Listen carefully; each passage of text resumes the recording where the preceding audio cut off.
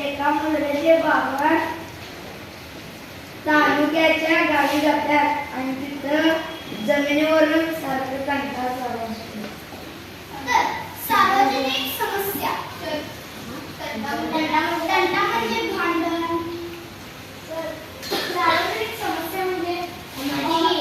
सार्वजनिक समस्या म्हणजे सर्वांच्या समस्या. समस्यामध्ये आढळून येणाऱ्या सार्वजनिक समस्या. आपल्या समोर जीवनात विविध समस्या असतात. त्या समस्यामुळे आपली गैरसोय होते. कधी कधी आपले समूह जीवन विस्कळीत होते. समस्यांकडे डोळे विस्कळीत बरोबर म्हणजे गैरसोय म्हणजे चांगली सोय नाही. समस्यांकडे डोळे जर केल्यास त्या अधिक तीव्र होतात. तीव्र म्हणजे मोठ्या. म्हणून वेळच्या वेळी समस्यांचे निराकरण करावे. तर मुलांनो, आपल्या समोर जीवनात विविध समस्या असतात. त्या समस्या होऊ शकते कधी कधी आपल्या समोर जीवन विस्कळीत होते. समस्यांकडे डोळे जर केल्यास त्या अधिक तीव्र होतात. म्हणून त्याचे वेळच्या वेळी निराकरण केले पाहिजे. आपल्या गावातील किंवा शहरातील लोकांना ज्या अडचणी येतात किंवा जे प्रश्न भेडसावतात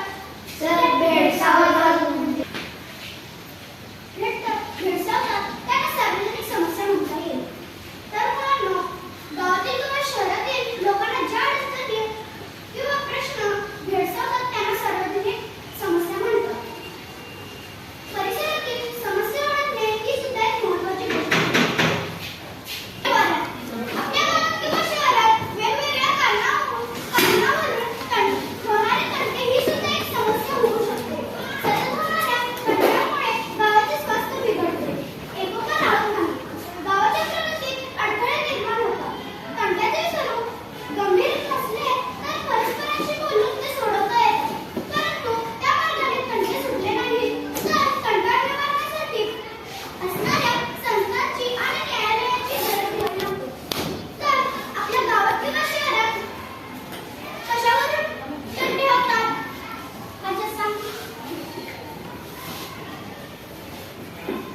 आपल्या गावात किंवा शहरात समस्या किंवा तंटे कशावरून होतात? सांग बरं. पाणी आठवड्यातून कमी वेळाचे मुस्लिम बांधणं किंवा कुत्रे आवारा फिरत आहेत यावरून तंटे सार्वजनिक समस्यांमुळे होतात. तंटा निवारण म्हणजे ज्याच्या कारणावरून तंटे होतात त्याला तंटा. स्वास्थ्य म्हणजे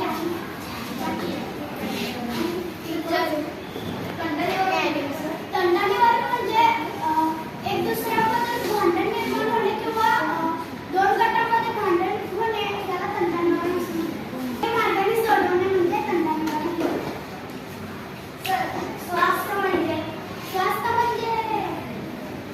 स्वास्थ्य म्हणजे आपले आरोग्य. तंटामुक्त म्हणजे गावात तंटा होऊ नये म्हणून त्यासाठी अनेक संस्था किंवा न्यायालये उभी केली आहेत. त्याला तंटामुक्त असतात.